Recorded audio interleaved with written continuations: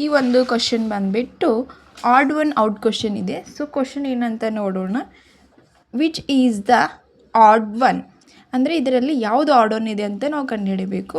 ಮೊದಲನೇ ಆಪ್ಷನ್ ಏನಿದೆ, ಎ ಇದೆ, ಬಿ ಇದೆ, ಡಿ ಬಿ ಇದೆ, ಡಿ ಪಿ ಇದೆ. ಸೊ ಎ ವ್ಯಾಲ್ಯೂ ಎಷ್ಟು? 1. ನೆಕ್ಸ್ಟ್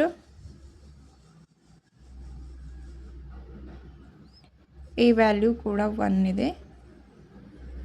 ನೆಕ್ಸ್ಟ್ ಬಿ ವ್ಯಾಲ್ಯೂ 2, ಈ B value 2, D 4, B 2, D 4, P 16 ಇದೆ.